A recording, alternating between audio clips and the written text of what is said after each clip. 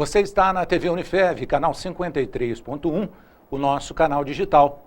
E você nos acompanha também no 55, o nosso canal analógico. E começa aqui, a partir desse instante, o programa Empreender Tecnologias de hoje.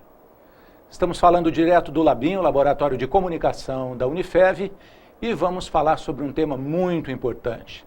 Aquelas pessoas que, às vezes numa idade um pouco avançada, mas não deixam de sonhar, não deixam de empreender em suas próprias carreiras, em suas próprias vidas. Estamos falando dos estudantes da Uniate, a Universidade da Terceira Idade, aqui da Unifev. E para tratar sobre esse tema, eu estou recebendo aqui nos estúdios do Labim a professora mestra Maria Celina Trevisan Costa. Seja bem-vinda, Celina, mais uma vez. Ela possui graduação em Psicologia pela Faculdade do Sagrado Coração e mestrado em Qualidade de Vida pela Universidade Presbiteriana Mackenzie. É especialista em Psicologia Hospitalar e Psicologia Escolar, concedidos pelo Conselho Federal de Psicologia. Especialista em Psicologia Educacional, também pela Unifev, na época FIV, né? Especialista em Chefia e Liderança na escola e na empresa, pela Faculdade de Ciências e Letras de Votuporanga. Docente da Unifev desde 1987, ministra aulas na Uniate, é supervisora de projetos e estágio e trabalhou na Prefeitura de Votuporanga com grupos de terceira idade. Sei que deve ter feito muito mais coisas, mas bem-vinda, muito obrigado por responder ao nosso convite. E esse tema de hoje para a gente tem uma especial relevância, né, na medida que as pessoas que hoje estão na terceira idade, hoje a gente pode considerar que são tão ativas como qualquer outro, né? Até como um jovem. Ou até mais, até né? Mais, né? Tem alguns idosos que, na verdade, têm muita energia para, assim, demonstrar para o jovem o quanto ainda ele é ativo, o quanto ainda é produtivo. Né? É verdade.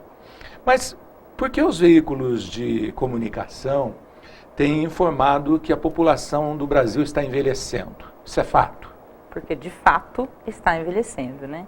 A previsão para 2025 é de que o Brasil seja o sexto, né, país com mais número de idosos. Então, isso é uma verdade e os dados estatísticos não mentem, né? Sim. Quando a gente observa o índice de natalidade e a questão, né, de hoje, a aplicação da própria medicina, a questão de qualidade de vida, o processo do envelhecimento acaba prorrogando a condição de sobrevida das pessoas e com qualidade. É verdade, é verdade. E que fatores influenciam para o aumento da longevidade e da expectativa de vida? Que outros fatores?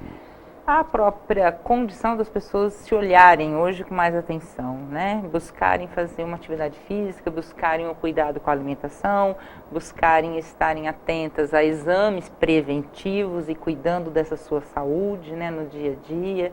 Então, hoje, tem aliado a essa condição comportamental alguns mecanismos que a própria sociedade desenvolveu para atender a essa necessidade da população, ser mais atenta à sua saúde, na prevenção, né?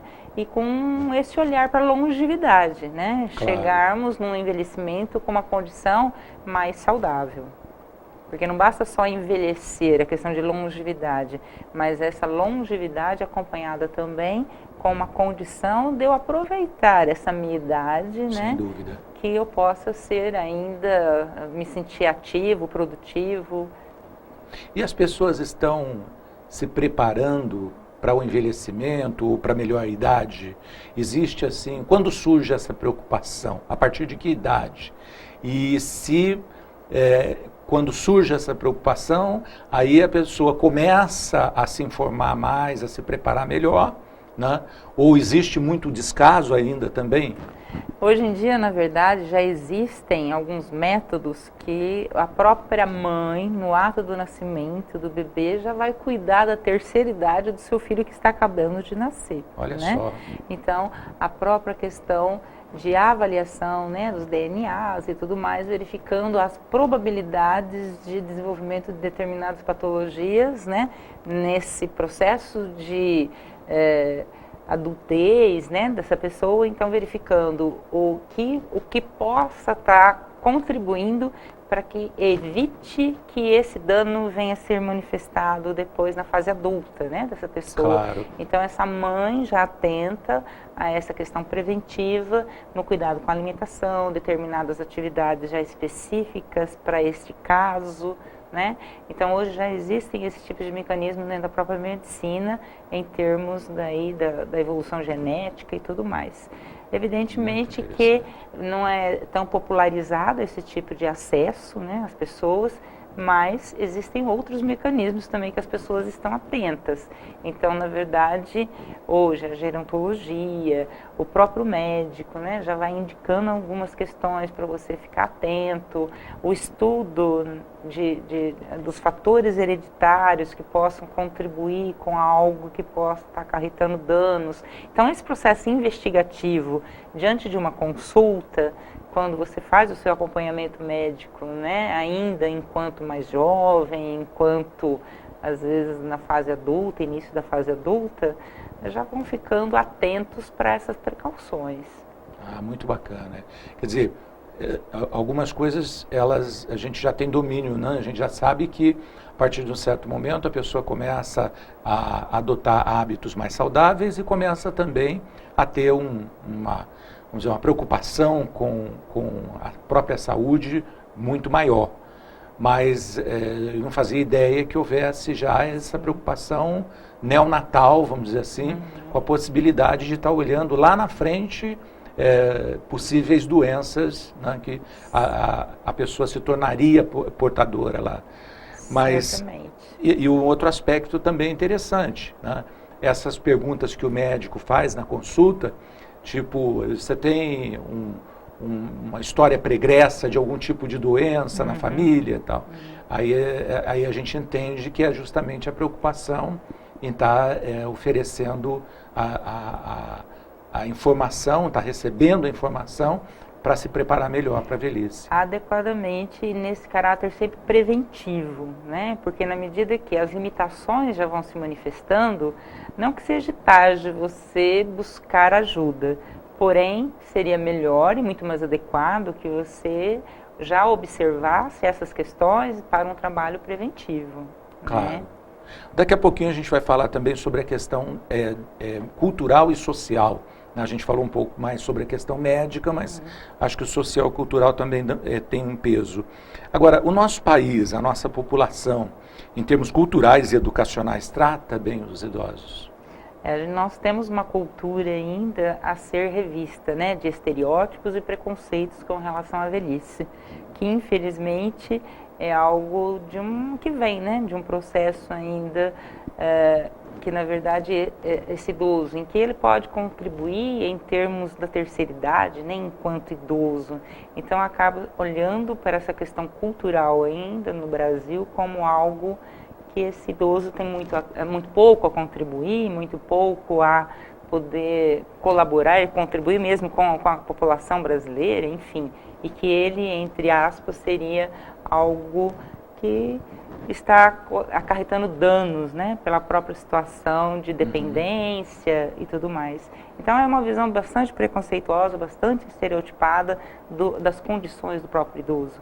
Então essas questões ainda precisam ser muito revistas, né, num trabalho educativo, orientativo, né, de informação às pessoas para que elas possam estar olhando para a terceira idade, para a velhice, com um pouco menos, né, de preconceito e de valorização daquilo que de fato o idoso tem muito a contribuir, muito a oferecer e há muito a colaborar com todos nós. Com certeza. Em outros países, inclusive, isso já é muito comum. O reconhecimento, o bom tratamento dos idosos, e vai mais além, porque quando acontece, como está acontecendo conosco, que a população que nasce vai ficando menor do que a população que envelhece, o que acontece? Você tem menos pessoas chegando para o mercado de trabalho, portanto você tem que procurar manter a população com mais idade, mais tempo no mercado de trabalho para poder ajudar. Então, daí a questão da contratação de pessoas mais idosas para atender num supermercado, né, para fazer algumas atividades dentro da sociedade que são extremamente importantes e com a habilidade deles eles conseguem também melhores resultados. Nesse sentido, realmente hoje o Brasil já está evoluindo para ter esse olhar, né? Então as empresas de fato têm buscado inclusive contratações de pessoas porque entendem que essas pessoas idosas, elas têm na sua formação, na sua experiência, na sua habilidade de relacionamento humano, uma condição bastante interessante para determinadas funções, inclusive, né? Elas são muito bem selecionadas e são muito bem aceitas nesses espaços, né? Então, já está havendo esse outro olhar, sim, um processo ainda meio que devagar, meio que moroso, mas já estamos tendo uma possibilidade de adequação dessas injustiças que a gente observa quando a gente olha para a terceira idade. E dentro do aspecto de envelhecimento com qualidade de vida, eu acho também importante a gente voltar e falar um pouco da questão social, da questão cultural, né? A gente observa que hoje já existem espaços apropriados, já está havendo algumas mudanças estruturais, inclusive, na nossa sociedade, para criar o ambiente apropriado para essas pessoas se encontrarem, se relacionarem, né? Enfim, isso permite esse envelhecimento com qualidade de vida. Sem dúvida, né? Então, hoje, as políticas públicas voltadas para a terceira idade, para o idoso, assim, é uma necessidade, né? E, na verdade, os governantes, eles estão sendo pressionados até por conta dessa longevidade que estamos aí numa condição de um país que está envelhecendo. Então, as políticas públicas têm que caminharem juntas para dar alternativas para essa qualidade de vida, porque isso está diretamente associado também à questão social e uma questão de condição para atender a esse público se não dermos uma qualidade de vida a eles. Porque o envelhecimento, evidentemente, também a gente não pode esquecer, que traz consigo algumas consequências quando não são olhados com atenção de uma forma preventiva. Doenças que vão, né, trazendo uma condição de dependência de medicação, dependência das unidades básicas de saúde, dependência de recursos voltados de acessibilidade. Então, hoje as políticas públicas têm que dar conta desse olhar preventivo para esse público idoso que está chegando em massa, né?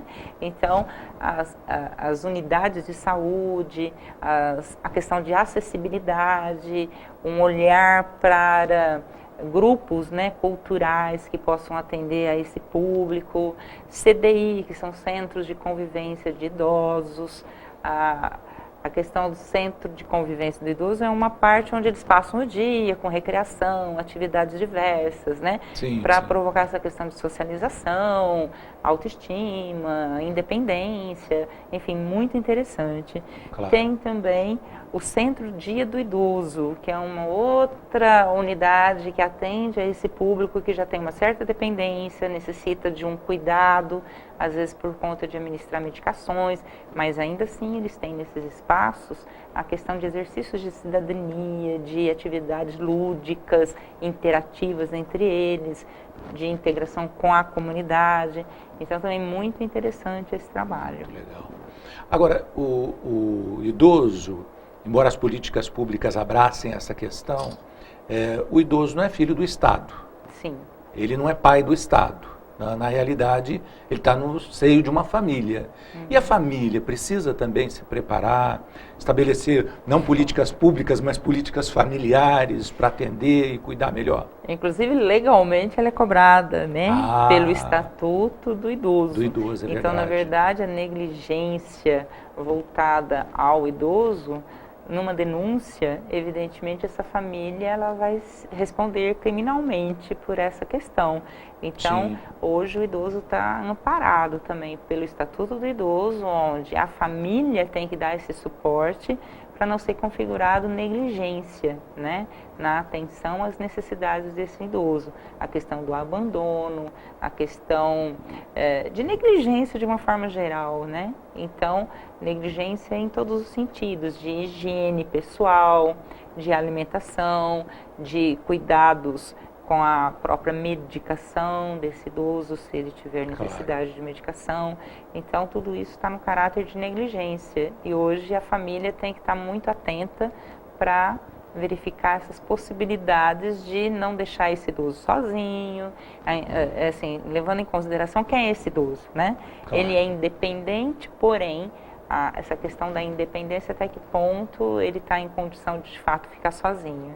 Então, a atenção, a acessibilidade no ambiente familiar também, aquele famoso tapetinho, né, que facilita muito uma queda para qualquer pessoa, não é só para o idoso. Sim, sim. A questão de rampas em vez de escadas. Então, são adequações que vão facilitando para a prevenção, novamente, de uma queda. Uma queda pode resultar um ferimento mais grave ou de consequências muito mais comprometedoras para uma reabilitação. Então, tudo aquilo que a gente puder fazer para prevenir, muito melhor, né? Melhor. Celina, eu vou fazer um rápido intervalo, daqui a pouquinho a gente volta. E você que está em casa, nos aguarde. No segundo momento, vamos falar bastante aí sim sobre a Universidade da Terceira Idade. Nesse primeiro bloco, a gente falou um pouco mais sobre o idoso em si, para refletir bastante e melhor sobre o tema. Daqui a pouquinho a gente volta para dar continuidade falando sobre a Universidade da Terceira Idade.